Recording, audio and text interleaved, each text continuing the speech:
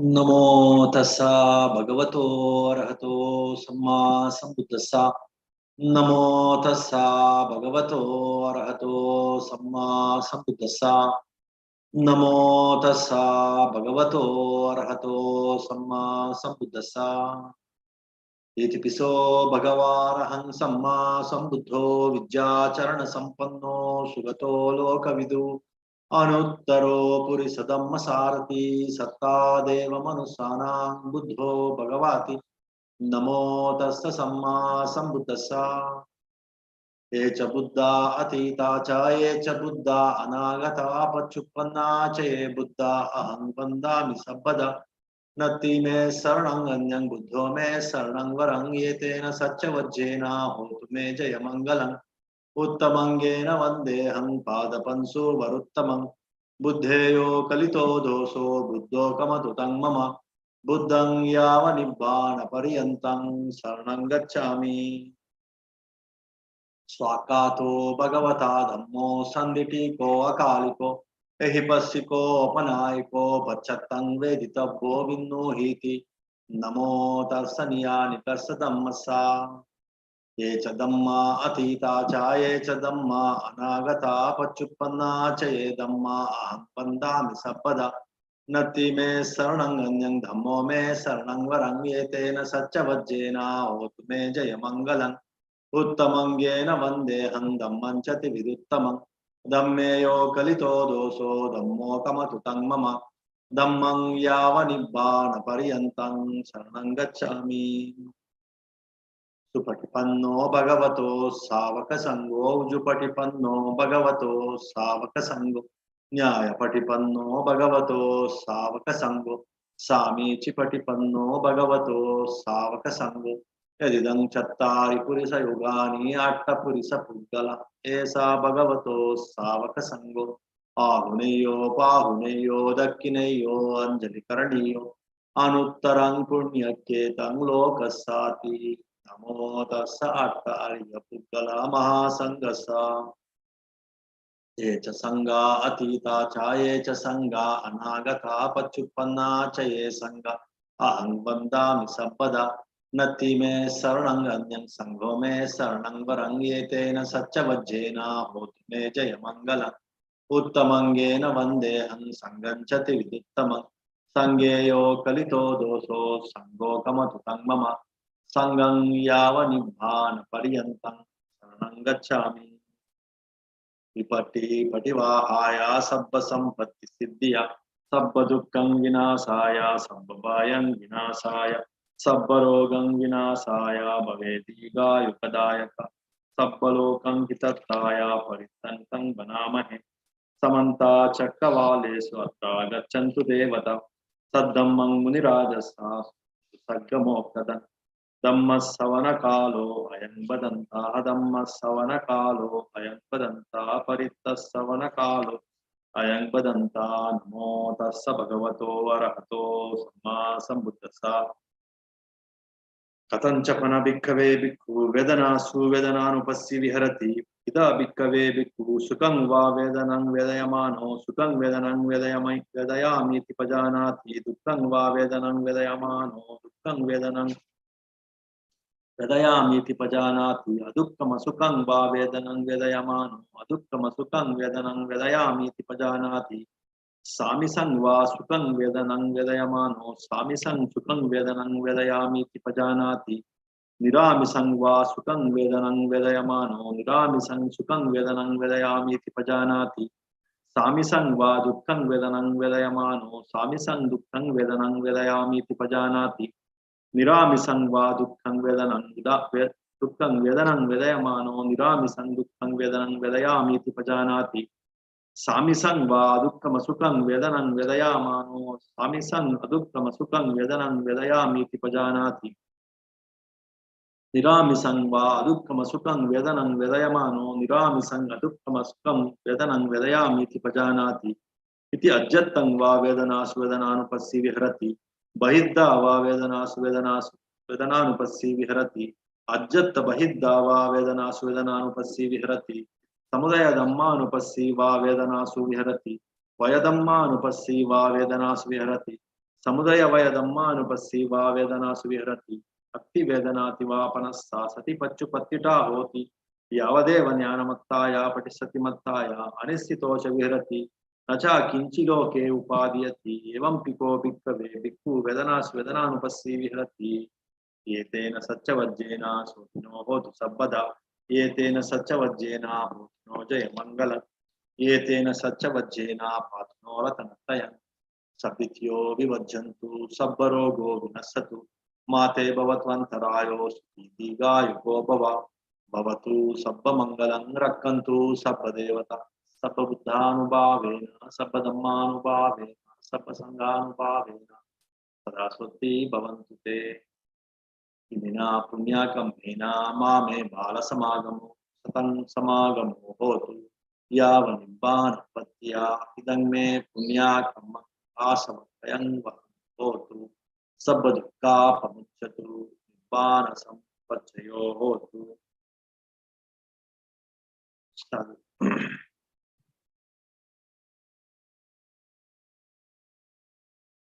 So this chanting, this is of course a part, except from this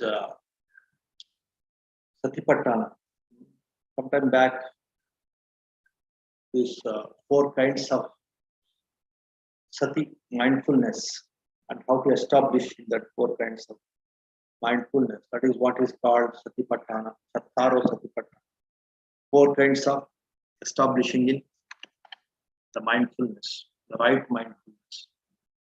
So that we were discussing, and we were relating it to the mental health. How, if you can rightly establish in the mindfulness, the right mindfulness, then how you can come out of all mental illnesses, all mental health issues, and of course thereby how you can come out of a lot of physical illnesses also. There is a lot of physical imbalance. It happens with the imbalance in the mind. And with this mindfulness, everything gets balanced. The right mindfulness will bring back that balance in the mind. That is the beauty of mindfulness. So the very nature of mindfulness, it brings back the moderation, the balance,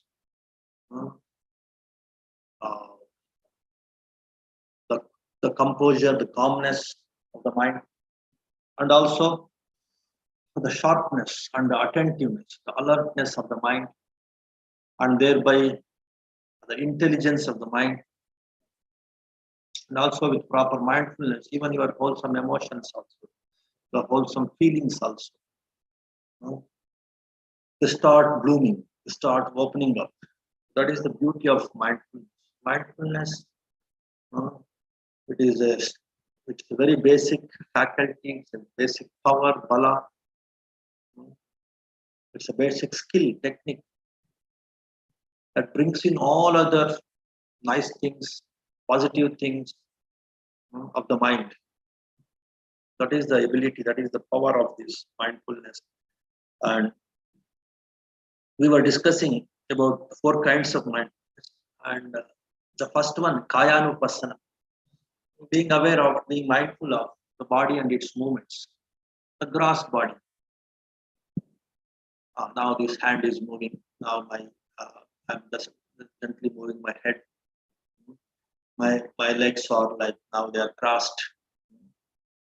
My body is gently moving when I'm talking.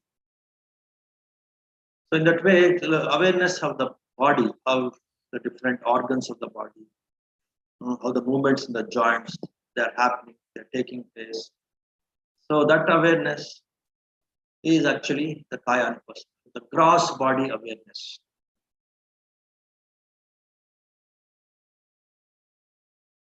So of course, Buddha has given this awareness of the body in some 4 or 5 classes, 4 or 5 sections. So he talks about even the awareness of the breath is also Kayanupassana. Because when you breathe in, You feel there is some expansion in the body, there is rise in the stomach, there is some expansion in the body. And when you breathe out, there is some contraction, there is some fall in the stomach. That way, the breathing also affects the movement of the body. So, and of course, the breath is always connected with the body. So, awareness of breathing will give an awareness of the body. And then awareness of your postures, the four major postures: sitting, standing, walking, lying. So when you are aware of these four postures of the body, then you are practicing kaya nupassana, mindfulness of the kaya body, the gross body. Gross means like uh, like the bones, like the flesh, like skin, like the body movements that you can, that anybody for that matter can easily experience, can easily see, can easily notice. That is what is the gross body. And of course, again, Buddha in the next section, he talks about the four elements of the body. Of course, four elements of the body, which we can't easily experience. Sometimes you experience some hardness, some softness.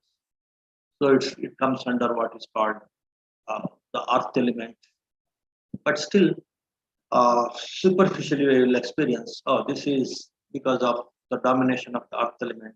This is because of the predominance of the water element. This is because of the predominance of air element. So in that way, you experience the four elements of the body. This is because of the predominance of this fire element, this heat or this cold.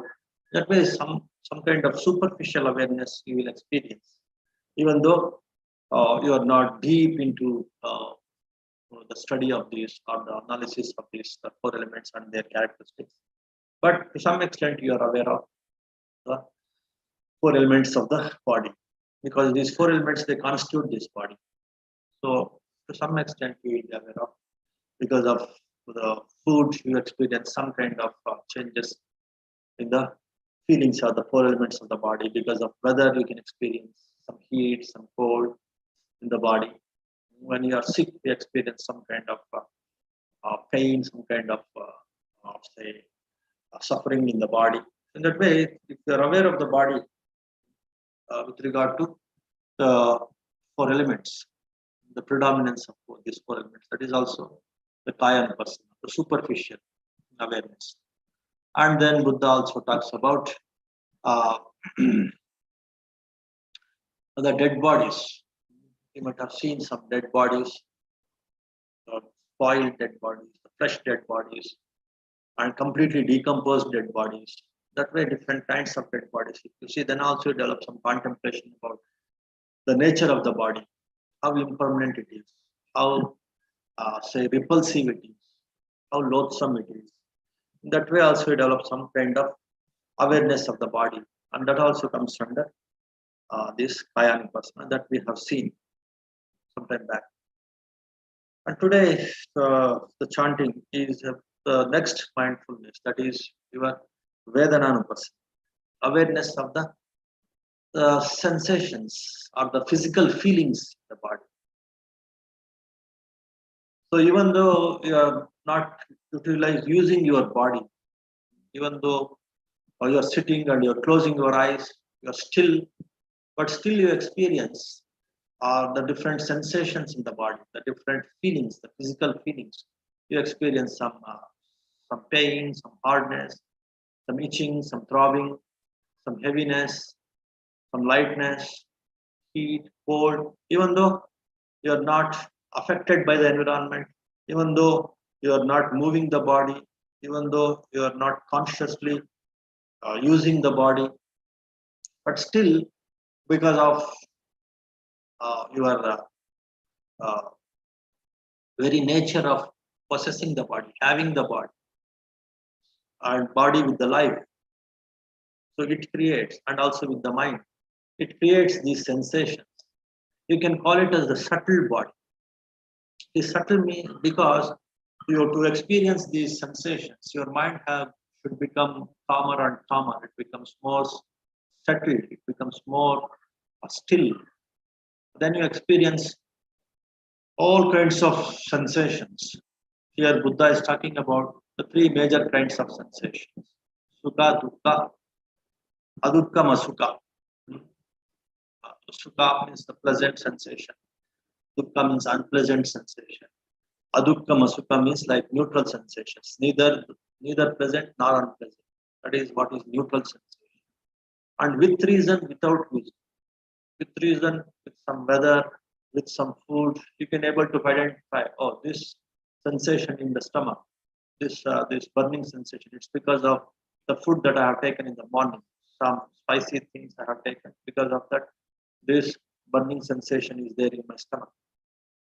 Or because of some weather, because of the change in weather, there is hot weather outside, there is say lot of high temperature outside, warm weather, hot weather. Because of that, I'm experiencing heat in my body, sweat in my body, sweatness of that heat.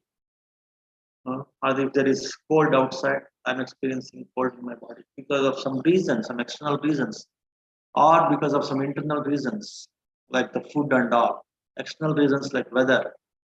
You experience this kind of sensations, and also without any reason, without any the present reasons, or your mind cannot find out the reason. So very intense sensation, intense pain comes somewhere in the body, maybe in your backbone, maybe in your heart, maybe in your chest, or maybe in your legs. So you can't find out why it is. It's not because of my sitting posture also, let us say. Some intense sensation, intense pain you experience. That is without any reason, some sensations definitely you go through. That is because of your past karma. Previously, if you are indulged in some very heavy actions, very heavy, intense actions, those intense actions, they will appear as the intense sensations. Now, as a result of that previous karma. The same way, if some very, say, very wholesome action that you have performed previously, and its effect may appear in the form of sensations now as a very pleasant, very, very pleasant, as if you're floating, as if you have become completely very light, as if you are not feeling the body at all, as if you are floating. So that kind of very, very subtle sensation, very, very pleasant sensation you may experience very, very that lightness, and also body full of glowness, that glowing and that bright light, and that gives you a very, very, very subtle, very, very pleasant sensation. That's maybe because of your previous very good wholesome action. So in that way, these sensations are related to the external, extraneous factors, the internal factors like food and all, and also because of your previous karma, previous wholesome and unwholesome actions. And these very sensations, they lead to what is called the craving. Either you start hating the things if the intense, painful sensation is there, or you start liking the sensation if it is very pleasant. In that way, Buddha says in a dependent virgination, it is one very, very famous, very, very profound discussion or discourse Buddha has given. Why this suffering? Why this repeated births and deaths in this life? But it's because of our own craving, he says. And also the craving is because of these sensations, this attachment or this reaction to the sensations. If there is some pleasant sensation in the body, you start developing attachment to it, and that becomes one kind of craving. If there is some gross sensation or unpleasant sensation, you start hating it. That is also one kind of that repulsiveness, that hating is also one kind of intense attachment, intense craving of not to have it. To have it is one kind of craving. To have it, to continue to have it, not to have it, or even to hate it, that is also one kind of craving. This kind of craving lead to suffering, and this craving is because of this reaction to the sensation, physical feeling. And these physical feelings and the reaction to the physical feelings is because of our ignorance. That way, Buddha connects this ignorance, these sensations, the physical feelings, and craving and the suffering. So our craving and suffering is because of our ignorance and our reaction to these physical feelings. In that way, Buddha has given these four major steps in this dependent origination. Even this creation of the body and mind, creation of these sensations, it's all because of ignorance. And this ignorance and this reaction to this creation, this created sensations, they lead to craving, and the craving leads to suffering. In that way, in that dependent origination, Buddha has related. And as today's topic, so craving is related to this Vedana. So I chanted this Vedananupassana, the mindfulness of these sensations. Then automatically, to some extent, you can start mitigating or melting or dissolving this ignorance. If you start understanding the kaya and observing the kaya, that is body, the gross body, then you start stepping back and your detachment starts, your craving will start reducing to some extent. And the next step, when you start understanding these different Vedanas, the sensations, physical feelings, then you start stepping back and your craving starts reducing. So when the craving starts reducing, your suffering also starts reducing. Then you develop immense mental powers, mental purity, mental calmness, mental peace. And that leads to true happiness, true wisdom, true freedom, true skillfulness, the right decisions, everything, the right health, the physical health and the mental health. So everything is rooted in this understanding the kaya, understanding the subtle body, understanding the gross body through kaya anupassana and stepping back, and through vedana anupassana, understanding the subtle body, the nature of sensation, whether they're extraneous or the internal, whether they're with reason or without reason, the previous reason or with the present reason they're appearing, how impermanent they are, how they arise and perish. All this understanding of the subtle body, the subtle sensations of the physical feelings. So understanding and stepping back from them, not getting attached, not getting carried away by them. That also gives, uh, say, your non-reactiveness or non-attachment. That leads to non-attachment. That means your craving starts melting, and when once the craving starts melting, the suffering also starts melting. You will start experiencing the true happiness, the true peace of mind. So that is what is this Vedanonupassana, and that's what we chanted now. And that is the depth in Vedanonupassana leads to the melting of craving, and that is one aspect. And again, the very understanding of craving will lead to the melting of craving. Even some rational understanding, that's actually Dhammanupassana, that we will see later in the future discourses. All the teachings of Buddha, it's nothing but Dhammanupassana in a way. You correctly understand it and you correctly contemplate, keep contemplating it. So here in this Dhammanupassana, I start, all these Dhamma talks are also some kind of Dhammanupassana. Start understanding, start analyzing, start observing uh, the nature of uh, this Dhamma, the teachings. These teachings will start hitting directly the ignorance and start melting the ignorance. Once the ignorance starts melting, automatically you will become non-reactive. Though you are observant of the sensations, you become non-reactive to the sensations, and automatically that will also reduce the craving. So that is the main reason why Buddha talks about the Four Noble Truths very with lot of importance. He highlights, he emphasizes the understanding of Four Noble Truths in all possible ways, in hundreds of possible ways. Suffering, accepting and understanding the very presence of suffering, not hesitating, not shying away from this very understanding of suffering. And again, accepting and acknowledging the role of craving in suffering. It's not just the role, it is the only reason, what is the only cause of suffering. So that you understand and appreciate and acknowledge and start observing, start analyzing thoroughly, correctly, then you start say keeping away this craving and suffering. Then you start thinking about the happiness and the cause of happiness. In that way, all these Dhamma talks, they lead to what is called the Dhammanupassana, being aware of the true knowledge, the liberating knowledge. That liberating knowledge is Dhamma. Once you start learning this liberating knowledge with awareness, with observation, with analysis, with thinking, with faith, faithfully, uh, with right faith, started listening, started understanding, started practicing, then you start melting the core cause of our suffering, that is ignorance. Once ignorance starts melting, then you start say now not reacting to these Vedanas also, sensations also. Then automatically the sensations itself, they become say subtler.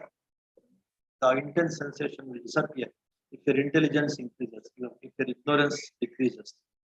Then automatically you develop non-attachment, you develop non-craving, non-attachment, non-greed. Then start entering into the cycle of happiness. You start escaping from the cycle of suffering and you'll start entering into the cycle of happiness. That way, understanding the suffering and cause of suffering is also equally important as understanding the happiness and cause of happiness. Both these sides, we should have that equanimous say observation, that say equally important. They give equal importance to both this suffering and cause of suffering, and also happiness and cause of happiness. For both these sides, if you can give equal importance, then you can very skillfully come out of suffering. Then you can skillfully enter into the field of happiness. So that with that intention, with that reason, we chanted this Vedananupasana, which is the cause. If you are not correctly aware of Vedanas and correctly how to step back from these Vedanas, if you don't learn, then you definitely get carried away in this reaction to the Vedanas sensations, and you get carried away in the different kinds of craving. So because of that reason, I just started Vedananupasana to connect it with the craving, that is today's topic. And then we start discussing about the craving from the different dimensions, different angles. Then again, he will develop deeper understanding about the craving and its perils, of how it will lead to suffering. So that kind of understanding, analytical understanding, also will make you to help in say, melting craving and coming out of craving and entering into the field of happiness. When the craving starts melting, automatically the happiness quotient will start increasing. They are inversely related, they are inversely proportional. If the craving understanding, craving melting happens, then automatically happiness quotient will start increasing. Happiness quotient will start rising. So because of that reason, don't hesitate to talk about suffering and craving, to start discussing about suffering and craving. Many people, they shy away from this, especially many religious people, the so-called religious people, the theistic religious people. They shy away in understanding suffering, in understanding craving. That is very bad. If you don't understand suffering, if you don't understand the cause of suffering, that is craving, then if you simply start thinking about happiness, thinking about the cause of happiness, it is only partial, it is only one-sided. That one-sided understanding will not give you the complete understanding, the wholesome understanding, the integrated understanding you will miss. Then you can't effectively come out of suffering, and you can't effectively enter into the happiness. So many people, almost all of us, we are uh, we are in the quest of happiness. But still, most of us, almost all of us, we are in the trap of suffering. Though our intentions are about happiness, about the cause of happiness. Why we are suffering again and again? Because why we have not understood the other side of this happiness, and the reason for the other side of happiness, that is suffering and cause of suffering, that is craving. We are simply ignoring it. We are shying away in knowing about it and analyzing about it, understanding about it, experiencing it, and understanding it correctly. We are shying away from that. Because of that reason only, we are not in a position to grasp the happiness and the cause of happiness also. We don't have an say unbiased or say unskewed or impartial understanding of both happiness and suffering, both the cause of happiness and the cause of suffering, then you can't come out of suffering. Then you can't come out of ignorance. Then you can't come out of say this bondage, this worldliness and the bondage, and this uh, trapping again and again in this vicious cycle of suffering and vicious cycle of repeated births and deaths. We can't come out. So, because of that reason, I have selected this topic, craving, to go and understand this craving from different directions, from different angles. There is no harm in it, and it is very important. Rather, it's very significant.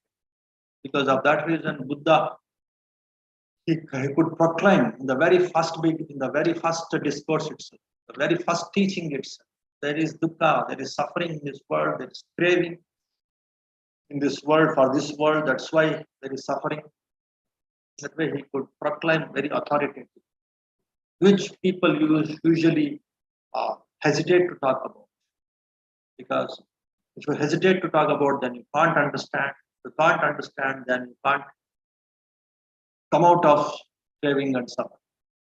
So, because of that reason, let us take up without any hesitation this craving, which is the cause of suffering, and try to understand it from its different dimensions, different angles, and definitely our wisdom, our right understanding, our wisdom will develop, and automatically we can keep away this suffering and cause of suffering very skillfully, very authoritatively. We can keep away.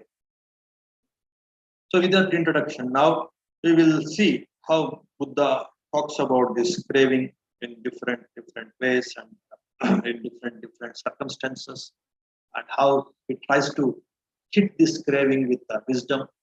So, those things we will see in today's talk. In Dhammapada, of course, there are different sections. One of the sections is this Kanahavagga, so section on craving. So there, of course, these are actually selected verses. All these Dhammapada verses.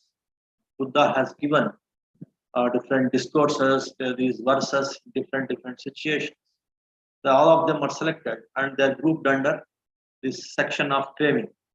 So they're compiled under this section of craving. So when we start understanding these different verses, so our understanding about craving will deepen, because there is a multifaceted approach to understand this craving from multi-directions, from different directions. We can start understanding this craving, and definitely it will develop deeper wisdom in understanding craving, which is the cause of suffering, and automatically our mind will keep away this cause of suffering and also suffering very authoritatively, with thorough, say, confidence and with thorough wisdom. So now, in the first verse, Buddha says, the craving of one given to heedless living grows like a creeper. So you see, Buddha relates the multiplication of craving or intensifying of craving is because of heedlessness. If you are not mindful, if you are heedless, if you are unmindful, then automatically your craving will multiply. If you are mindful, then automatically you can understand the relation between your sense objects and the senses. uh, and you can easily understand the impermanence of the pleasure that is going to be created with the interaction of senses and sense objects. And because of that impermanence, automatically dukkha arises. And because of that impermanence and suffering, there is no need to go behind these sense objects. So that kind of break will can be say achieved when you develop this heedfulness or mindfulness. So mindfulness with regard to what? Mindfulness with regard to the interaction of the senses and sense objects. If you are unmindful, the interaction becomes very, foolish or very, say, it gets carried away. The little craving, it becomes a bigger craving. If you are mindful, then you can understand how the craving arises with the interaction of the senses and the sense objects, and how foolish it is, how say impermanent it is, how painful it is. Those things you can understand, and then you can come out of that craving, even though it is a very small craving. So, what is the root here?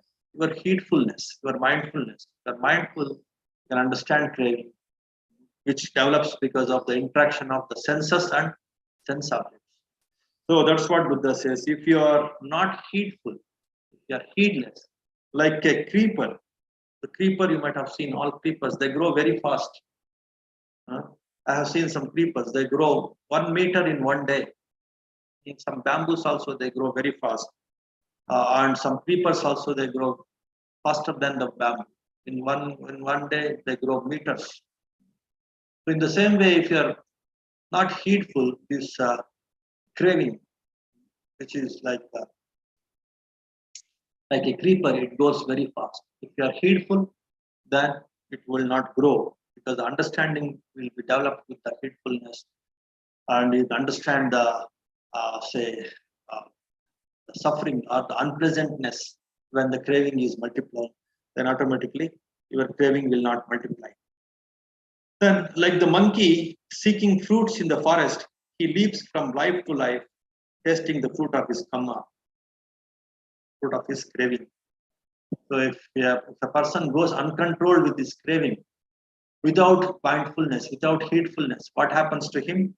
So he will again, like a monkey, so it jumps from one tree to other tree, tasting the fruits of this tree, and again not getting satisfied, again jumps to, again with craving jumps to other tree, and again it will not be satisfied with the fruits of the other tree, and to some other tree. That way there is no end for the craving, there is no end for the disappointment.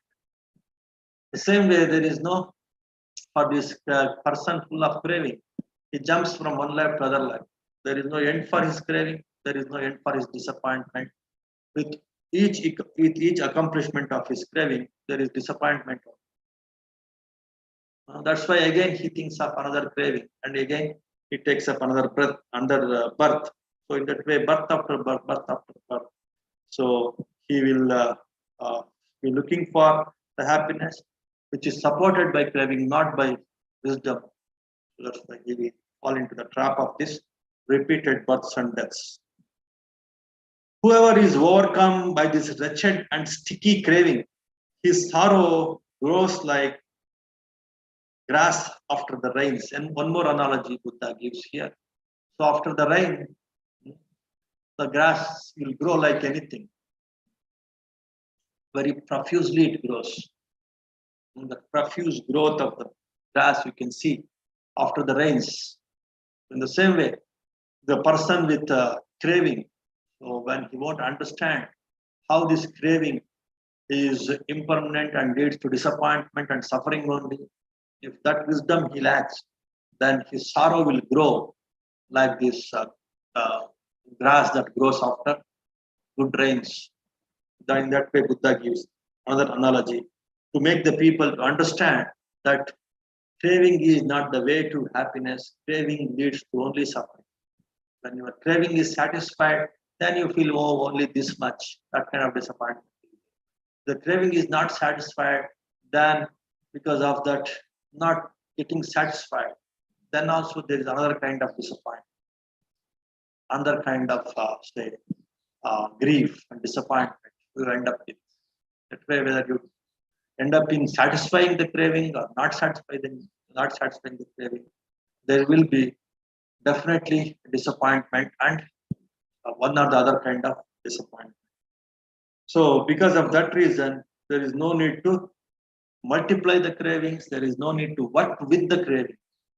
There is no need to plunge into action. Having craving as the force or the push, rather than craving, it should be your the third noble truth, as I used to tell you, your inclination, your compassion, or your understanding, or your wisdom of giving, with the wisdom of giving, with the compassion of giving. If you plunge into action, then you come out of this craving cycle, craving and suffering cycle. So that is the third and fourth noble truths. So you have to substitute the first and second noble truths by thoroughly understanding the first and second noble truths. And you have to substitute them with the third and fourth noble truths. Then you escape from this craving and suffering, and then you will come into the trap of, or come into the cycle of happiness and cause of happiness, that is giving. Giving and happiness, giving and happiness. That cycle, you enter into that cycle, and you escape from this cycle of craving and suffering, craving and suffering. Please understand this. And Buddha is giving different analogies about the dangers of craving, about the unmindfulness of craving, how it multiplies and leads to higher suffering, and that very understanding of this higher craving leads to higher suffering. That will alarm you, that will caution you not to fall into this cycle of craving and suffering.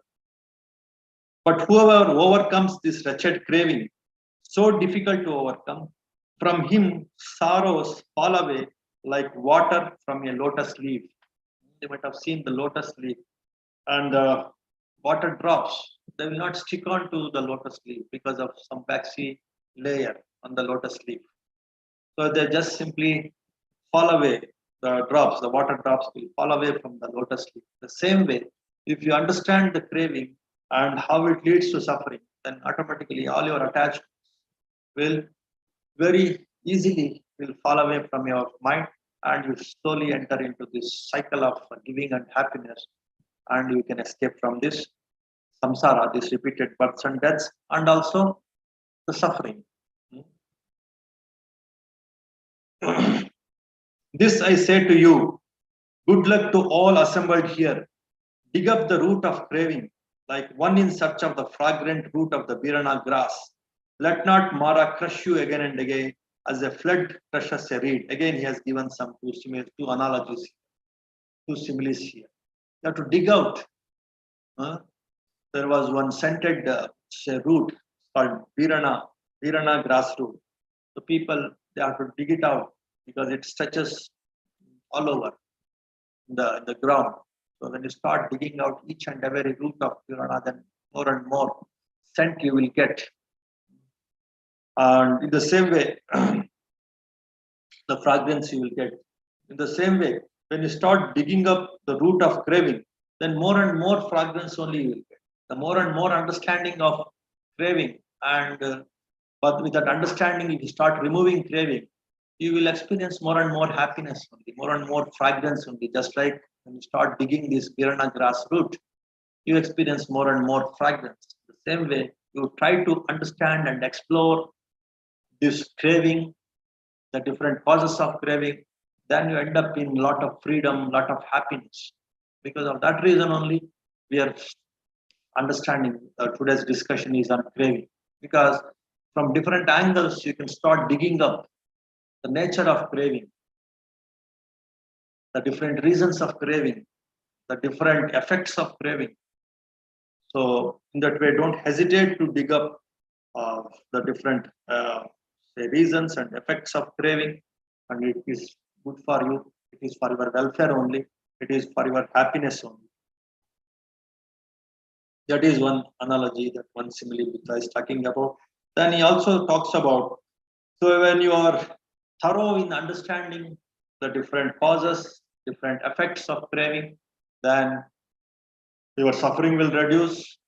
Then you enter into the cycle of happiness, the true happiness. It is just like escaping from the trap of this uh, craving god, or this god of this worldliness. His name is Mara. This Mara, he always tries to show you happiness in the worldly thing, and he tries to fool you, and thereby he wants to trap you in this worldliness.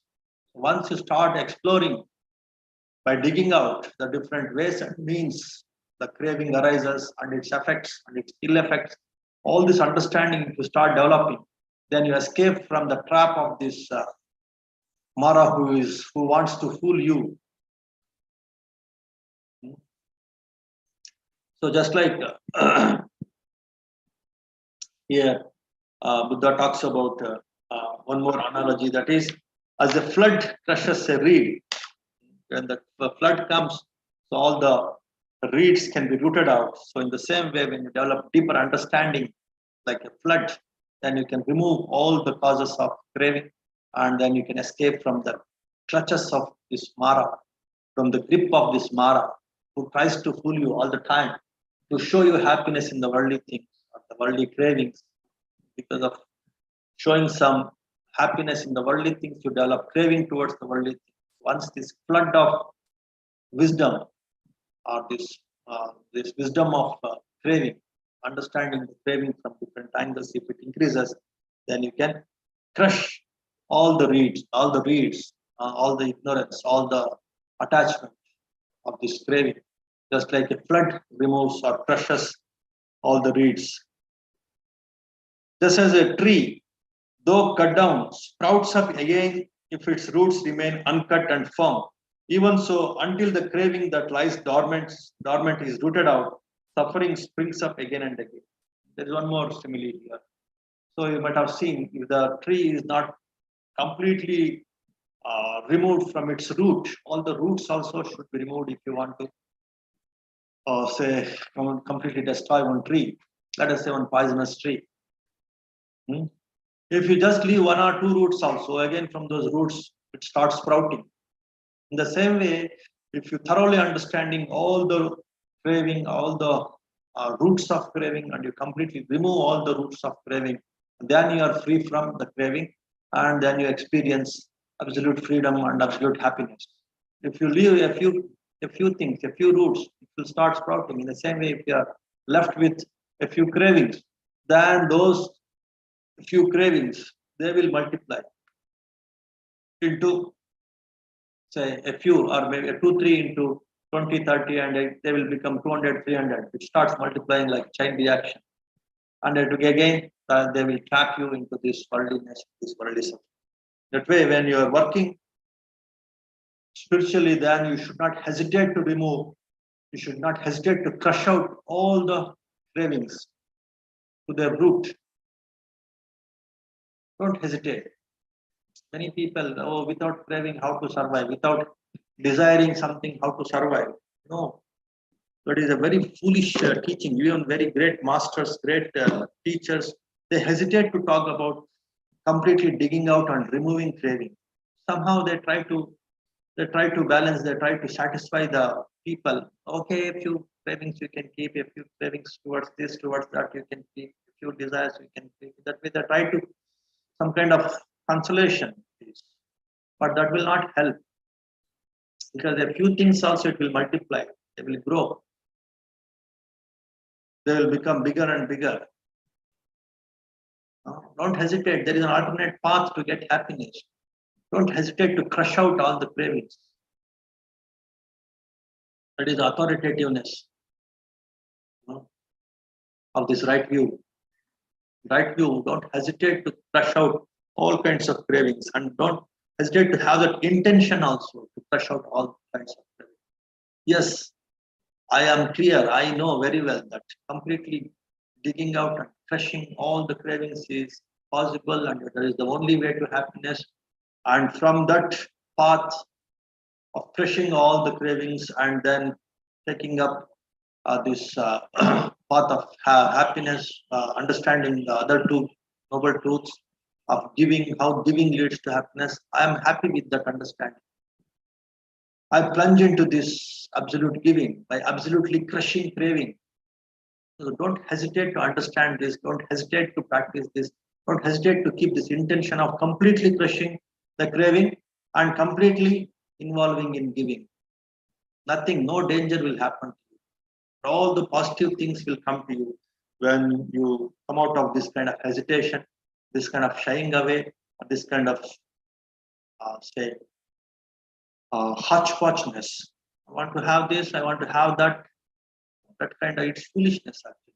That's what many so-called great teachers also they try to teach that kind of hodgepodge approach to happiness. So that will not really help. That is not the right view towards happiness. That is not the right view towards how to keep away suffering.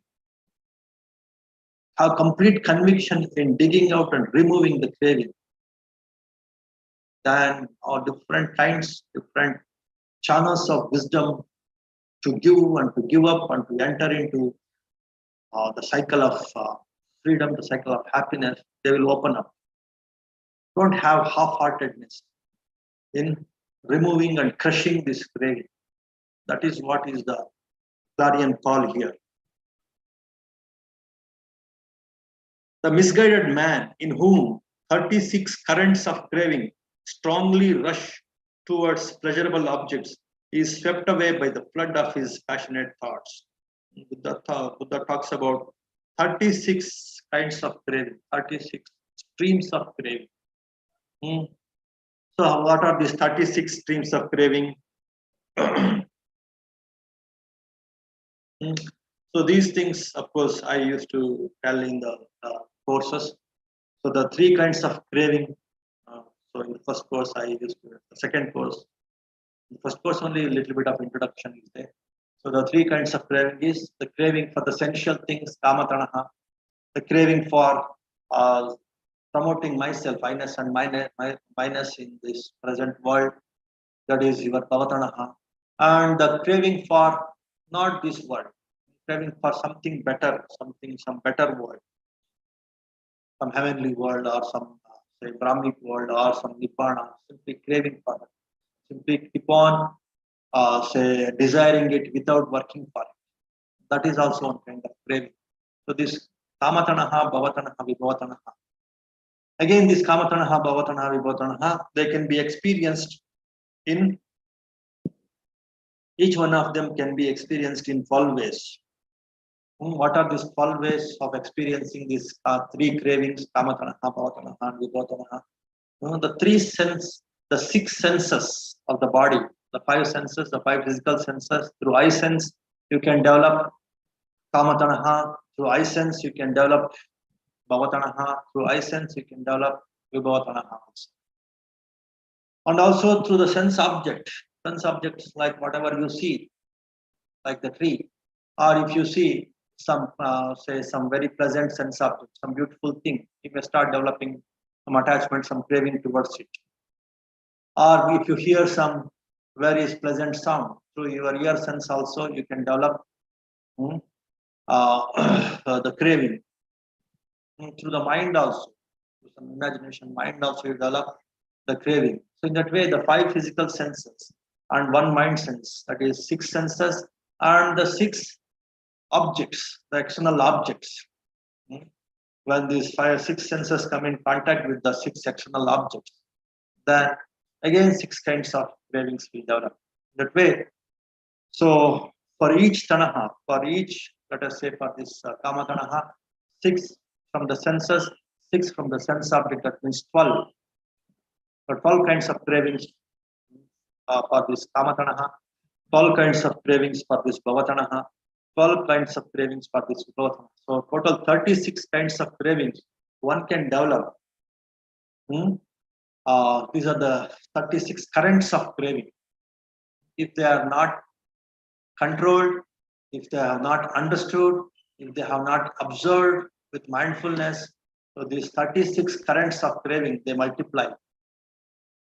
That's the reason why we are practicing all the sense awareness meditations. So sense awareness leads to sense control. Hmm. So in that way, so all this awareness, all this mindfulness through the six senses, it leads to the control of the senses, and then automatically you can come out of the clutches of this craving, the trap of this craving. So thereby you can escape from the suffering.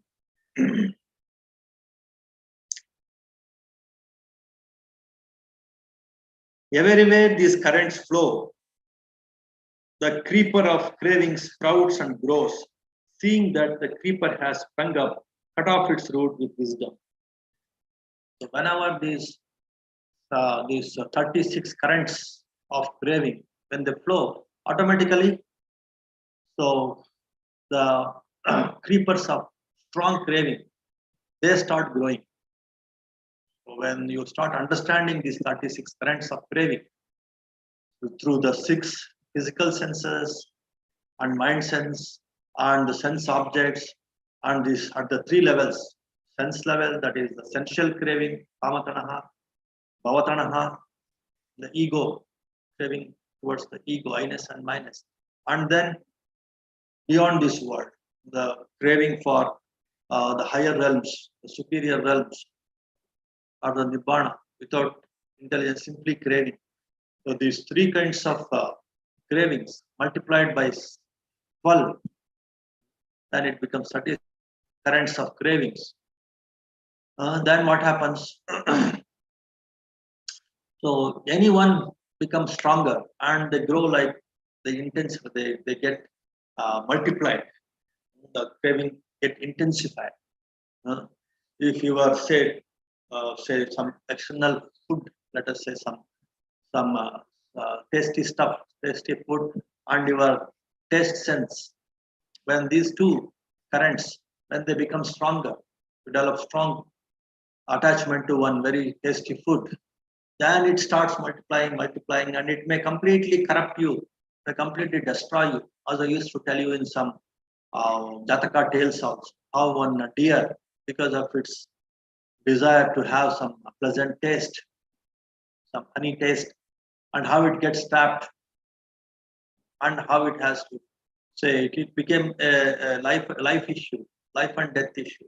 Either it has to die or it has to give up that craving for taste. To that extent, it will multiply. To that extent, it will deepen that craving.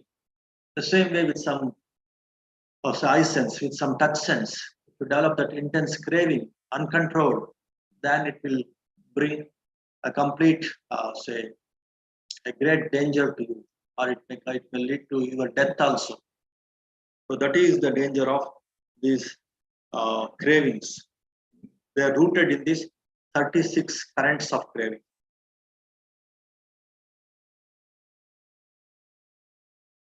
Flowing in from all objects and watered by craving, feelings of pleasure arise in beings. Bent on pleasures and seeking enjoyment, these men fall prey to birth and decay. Then you get carried away with this craving, these different currents of craving. They only will take you to this disease, this sickness, this decay, that means old age and death, and again birth, and with the birth, again new body and a new mind, and again those things, if they are not controlled, again new cravings, and again new diseases, again old age, again death.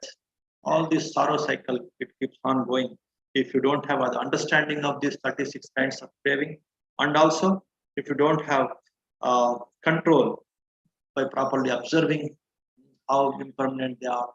So without mindfulness, if you get carried away in these 36 currents of craving, then you fall into this repeated suffering.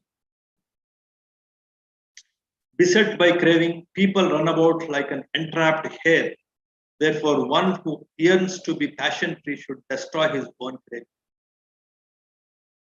Yeah, so all kinds of fears also they develop because of craving. Desire and fear, they go together. Strong desire and fear. If you want to be fearless, you have to be desireless, cravingless. Please understand the relation between these two. If you want to come out of fear and anxiety and depression and stress, then you should be cravingless. You should be full of compassion, full of giving wisdom. Then you can come out of all kinds of craving and all kinds of intense desires, of course, desires, and then you can become completely fearless. Fearlessness is always because of desirelessness. So, if this you again understand, uh, then you can completely come out of craving. There is one who, turning away from desire, takes to the life of, say, mindfulness. But after being freed from the, say, from this desire, again he goes back to the worldly desires. Before that man, though freed, he runs back to that very bondage. Many times, temporary, say, some kind of wisdom will arise in the mind. So, yes, if somebody dies, so all this world is full of impermanence, nothing is permanent. Then all the cravings are destroyed momentarily. For some time, they destroyed because of that understanding of, say, impermanence. But again, these cravings, again, the stupid mind, again, it will fall back into the worldly. But during that process, one should remember, through craving, I need not fall back into the worldliness. Through this mind of, this mindset, to this attitude, to this wisdom of giving, I should fall back into the worldliness.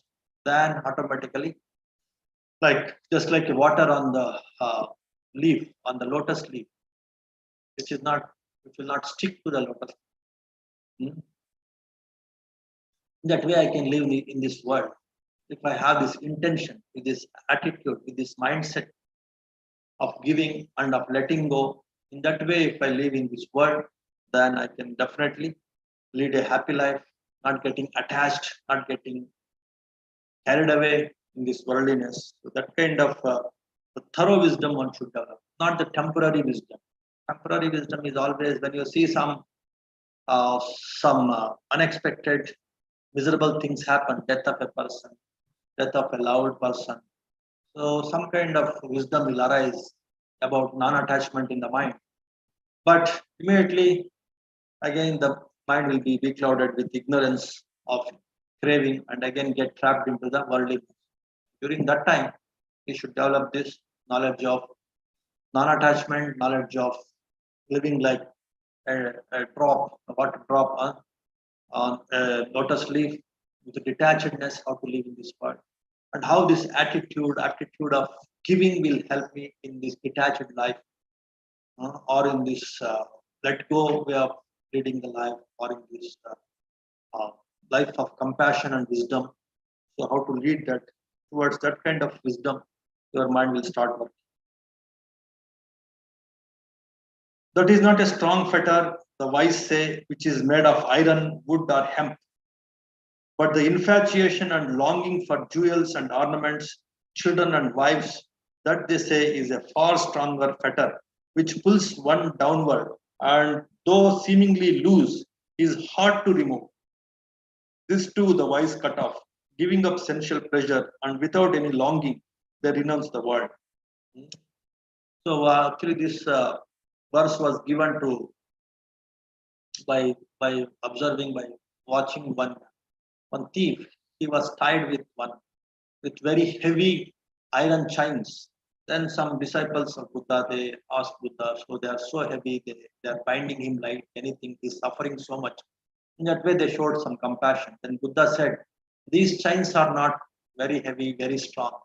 The chains are the bondage of this craving, the bondage of this worldliness, bondage of wealth, wife, children, all this worldliness, that ego the people develop, and that attachment the people develop towards all these worldly things, wealth, children, wife, friends, power, position, designation, honor, name and fame.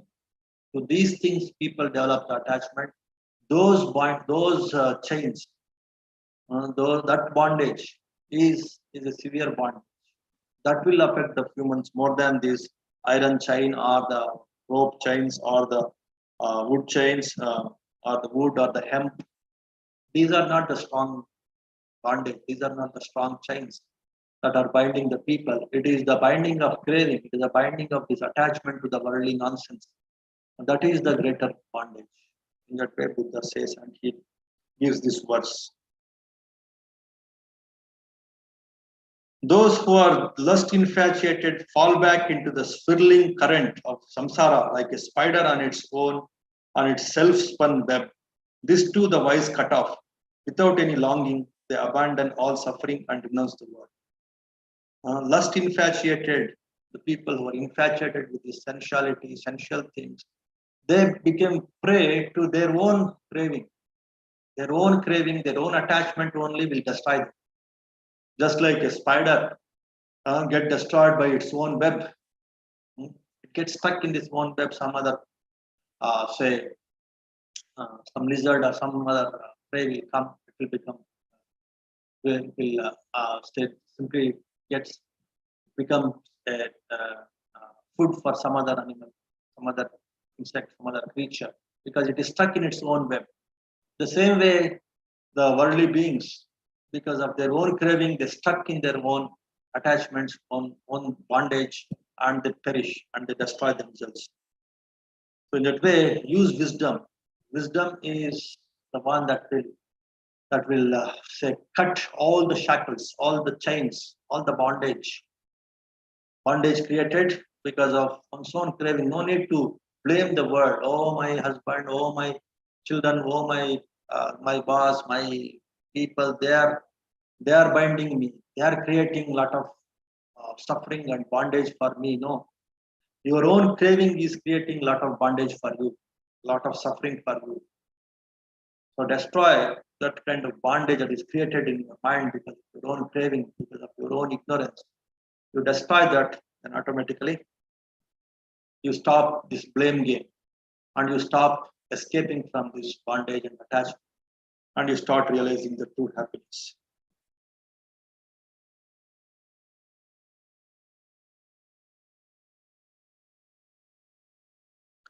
Let go of the past, let go of the future, let go of the present, and cross over to the farther shore of existence.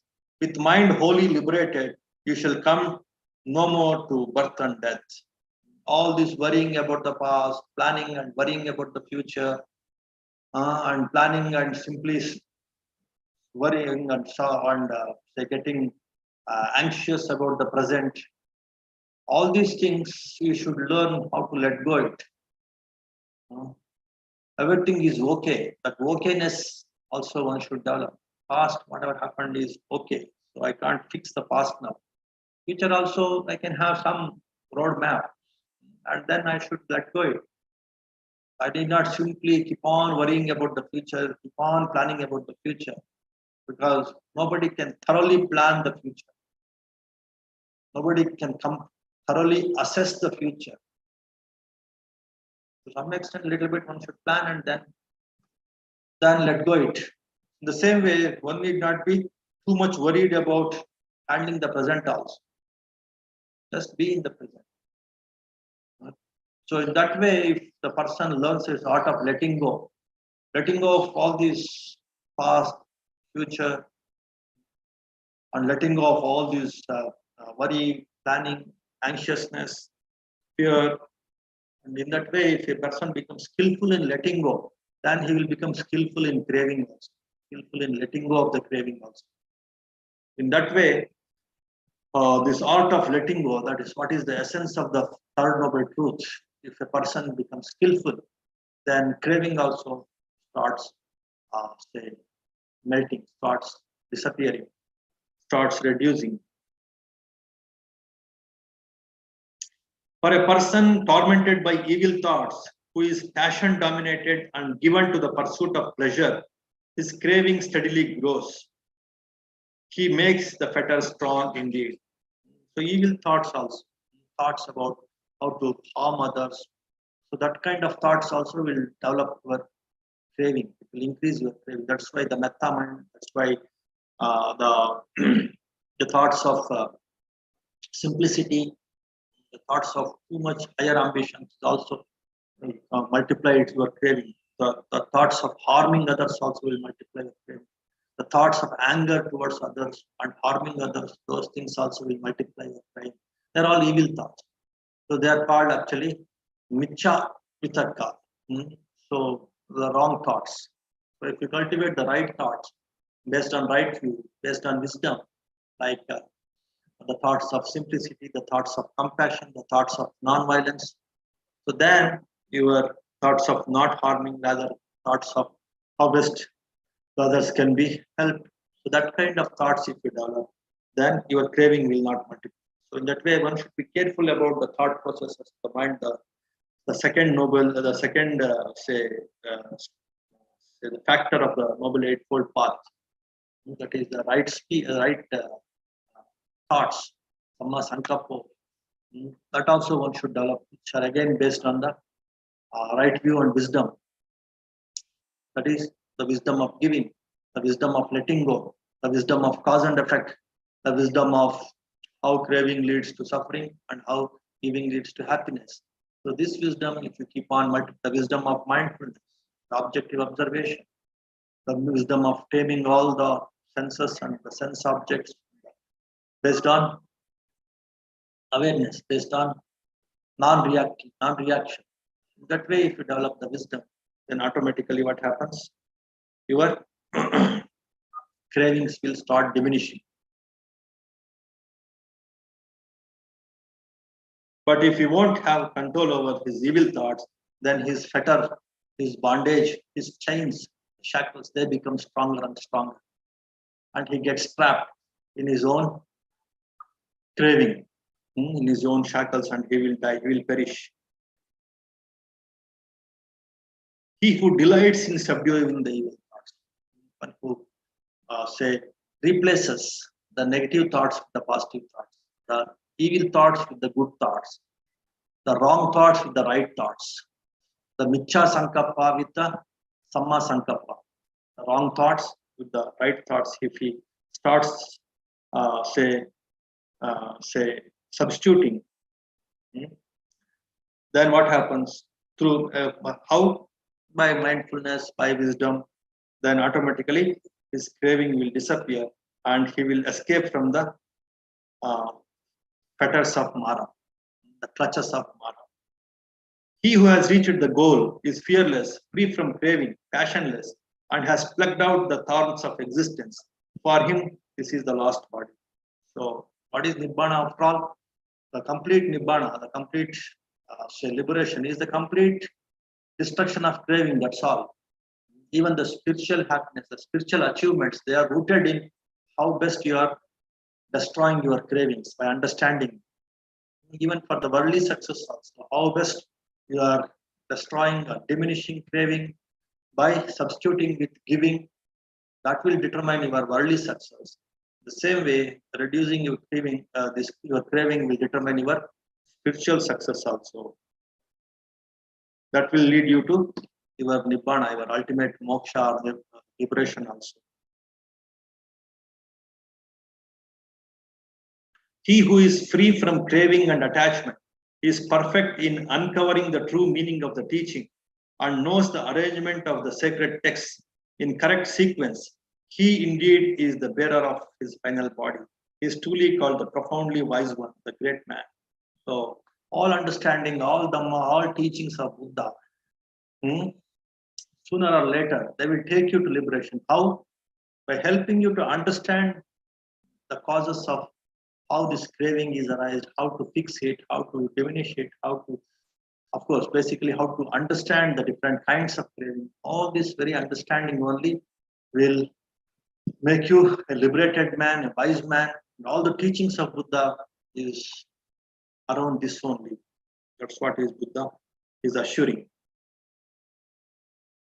A victor am I overall, all have I known. Yet unattached am I to all that is conquered and known. Abandoning all, I am freed through the destruction of craving. Having thus directly comprehended by all by myself, whom shall I call my teacher? Yeah, somebody asks him, who is your teacher?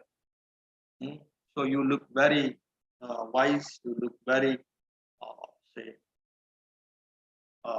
You look as if you have achieved the highest. But there should be some teacher for you to achieve this highest. That is absolute supreme enlightenment. Who is your teacher in that way? Somebody asks Buddha. Then Buddha says, say, I discovered the path to completely destroy this craving to the core, to the root, to this right view approach. So I realized it. I discovered. Whom can I call myself as teacher? It is I myself who could realize this, who could discover this. So in that way, Buddha says, it is a knowledge of completely destroying the craving. That is the knowledge of liberation.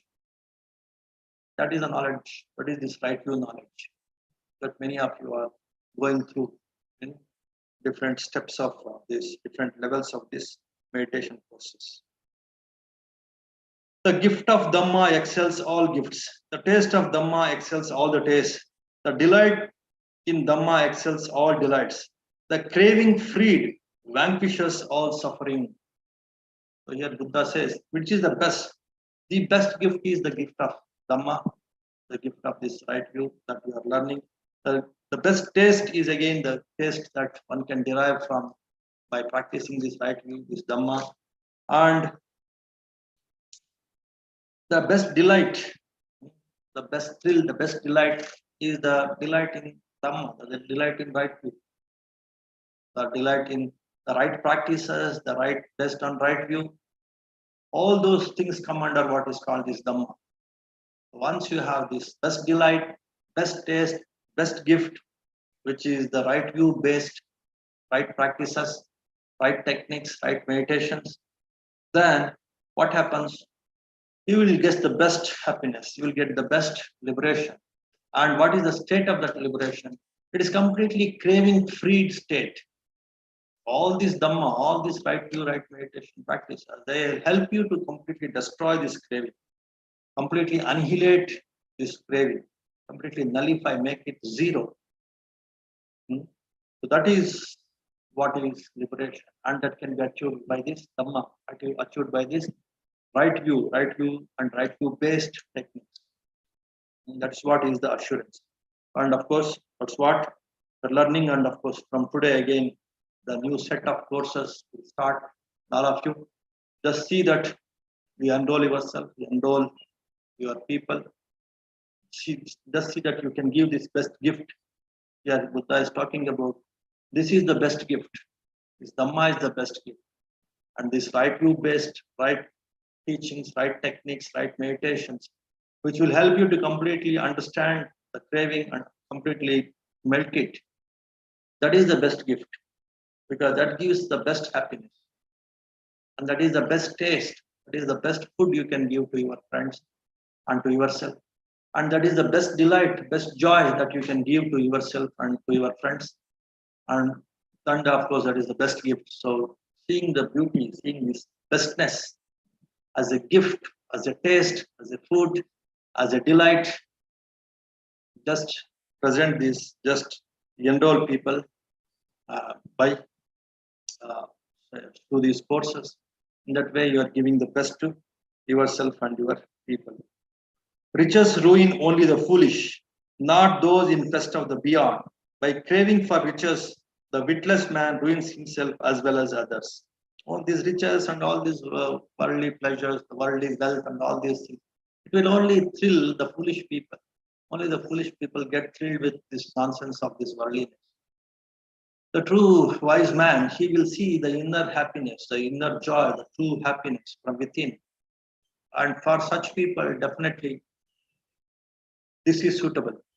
This gift, this best gift of right view and right view techniques, that is the best thing that will satisfy them, that will give them true happiness.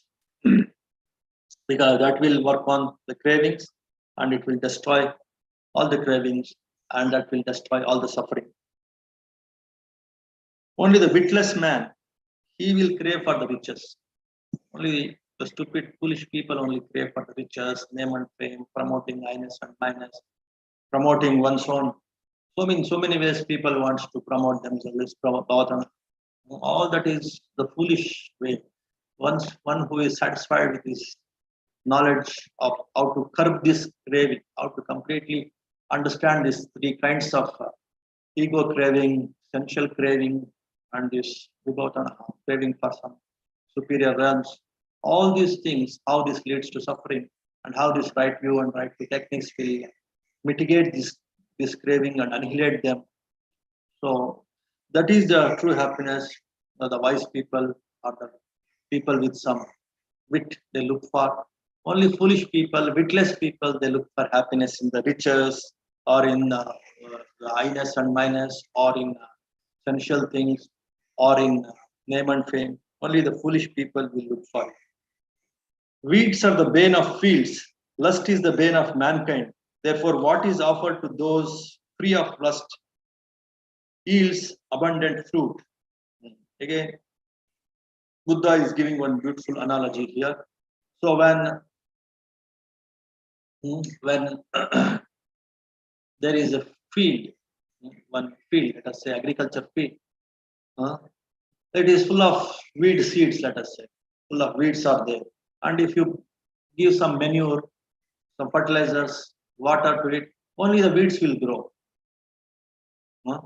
So, but when you remove the weeds, when you throw some grains, some seeds, and then you give all the fertilizer, manure, water, then you will get very good harvest, very good bumper harvest, bumper yield you will get, yield of the crop you will get.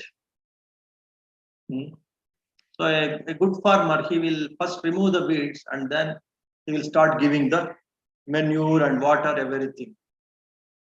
The same way, if you this in the worldliness, this lust is this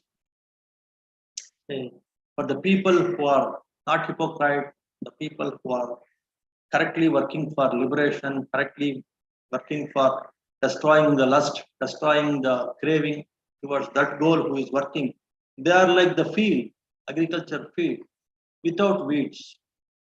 The people with say hypocrisy, with a lot of untruthfulness, and lot of worldliness, worldly desires, they are like the people, they are like the fields full of weeds. For such people, whatever you give, they only grow. The lust will grow, the suffering will grow, just like the weeds will grow in such a field. But if you give punya ketra, somebody was asking me last week, Anuttarang punya ketra. It's not punya katan, it is punya ketan. Keta means field, agriculture field. So Anuttarang punya ketan means like it is incomparable field of meritorious things, merits. Which one? So one who is working for completely destroying the craving. For such people, if you give, then you will get a lot of merits. So that is the meaning of this verse and also the meaning of the last week's that question. Anuttara Punya Ketan means like the incomparable field, meritorious field is completely destroying the craving. That kind of mindset, if a person or if a group has, then whatever you offer, then you will get a lot of merit. Then your understanding, your wisdom, your ability to say destroy craving and increase giving, that will increase, that will develop, and automatically you will get higher births, higher rebirths, and then higher happiness here and now and also hereafter. That's why Buddha used to encourage offering alms and offering dana to the people who are working on liberating their minds, for the arahants, for the sangha, for the Arya Sangha, who have purified their mind from all these worldly bondages, worldly fetters. So in that way, Buddha is encouraging people to destroy this craving in the mind. Either for people who are developing that kind of say deep meditation, mindfulness, the techniques of destroying the craving, and encouraging the other people to support such people. Then everyone, both the person who is working on that and also the people who are supporting such person, they will have the same aspiration, that is cravinglessness, completely destroying the craving. Then both of them will grow, both of them will flourish, and that's how the world should flourish. That's how the world spirituality should flourish. The name of service, many people they feed the cravings of the people. and thereby they are also increasing their craving, and they're helping other people also to increasing their craving. That is not the true service, true dana. The true dana is to help such a person who is destroying the craving, so that the powerful dana is always leads to destruction of craving from the minds of both the giver and also the receiver. That is the correct dana. That's why such group who is working for completely destroying the craving, that is the punya kshetra. That is the real meritorious field where one should sow the seeds. One should offer the dana. That's why here the giver also should be skillful. He should keep that intention of completely destroying the craving, and he should look for such people who are working to destroy the craving. Then that gift will become a superior gift. Then both will be benefited, both the giver and the receiver. And both of them, they will get abundant fruit. The giver also will get the abundant fruit. Weeds are the bane. Weeds are the bane of fields. Hatred is the bane of mankind. Therefore, what is offered to those free of hatred yields abundant fruit. So those free from lust, those are free from hatred, those who are free from delusion. All these three kinds of tanaha, all these three major defilements: lust, hatred, and delusion. There are three kinds of defilements: greed, hatred, and delusion. Raga, dosha, moha. Actually, they are in a way three ways of your tanaha. Your kama tanaha is like your raga, your bhava tanaha, it definitely leads to hatred, dosa, and vibhava tanaha, it leads to delusion. So I will relate these things in detail in the higher courses. So these three tanahas that I was talking about, they are nothing but the three defilements: raga, dosa, moha. And once you start giving dana to such people who are destroying this raga, dosa, moha, who are destroying this raga tanaha, this kama tanaha, bhava tanaha, vibhava tanaha, then you will get superior merits. You will get a lot of merits, because your mind also will become more and more cravingless, because you are giving to a cravingless person. Your mind also become more and more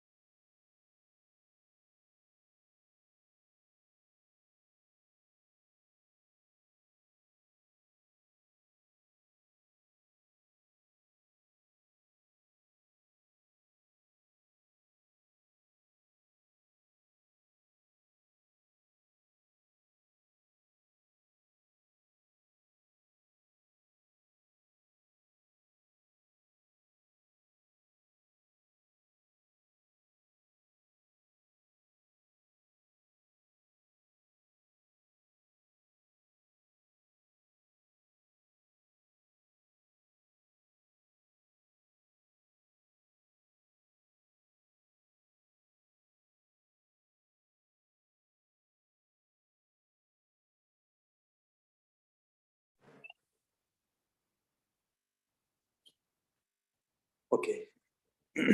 So, is it okay? Is it clear? Can you hear me?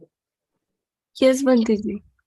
Yeah. So, in that way, this offering to the people who are working on complete destruction of craving is a great merit, and one should have that wisdom of whom to offer also. That's what Buddha is talking about in these last three verses.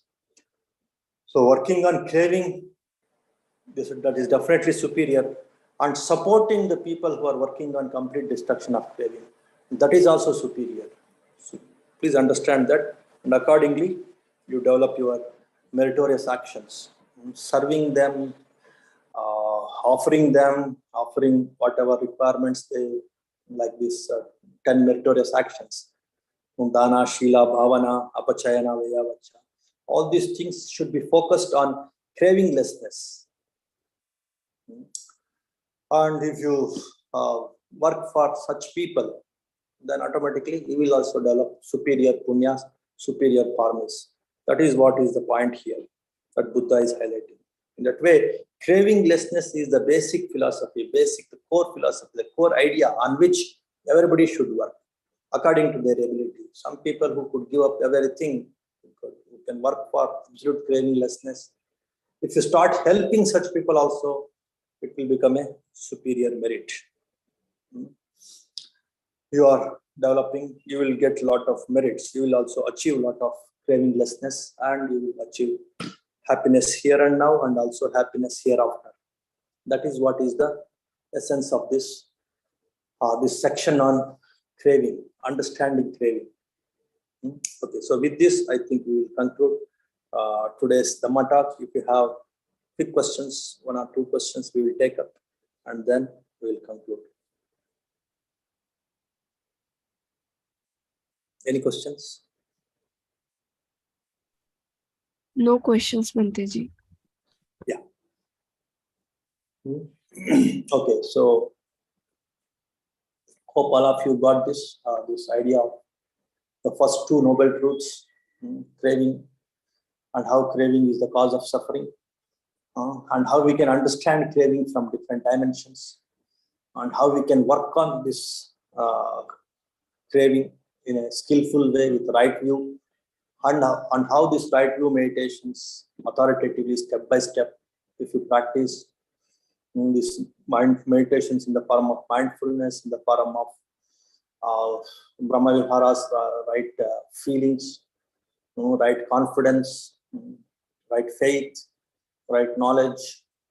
With all these things, if you start working on this craving, then automatically you are progressing in both worldly happiness, worldly success, and also spiritual success. Worldly happiness, like say, very skillful happiness. Even in the world, you will not be troubled by the world. That's what I mean. And of course, you will start getting whatever you have to get from the world, even by practicing these techniques of cravinglessness. So, of course, from today, the different classes will commence. As I told you, just see that how you can become successful in achieving this mind control, to derive this absolute mental peace, the true joy, true happiness. Just encourage people by giving this gift of Dhamma, gift of right view. And also, you can also enroll. It's like a little bit restructured, and again, practicing this authoritatively will definitely help you. So in that way, see that how this right view will spread in this world to destroy craving, to understand craving, to completely annihilate craving. With that message, we'll conclude. Namo tassa bhagavato arhato samma sambuddhassa bhavatu sabba mangalam rakkantu sabba devata sabba buddhanubhavin sabba dhammanubhavin sabba sanghanubhavin sada sotti bhavantu te sukhi bhaveyam midduko aham nicha aham viya idacha me sukhi hontu majjata chatavedino imam higammante dhamme satta hontu sukhi sada ato paranchara jesu chakkavale sujantano.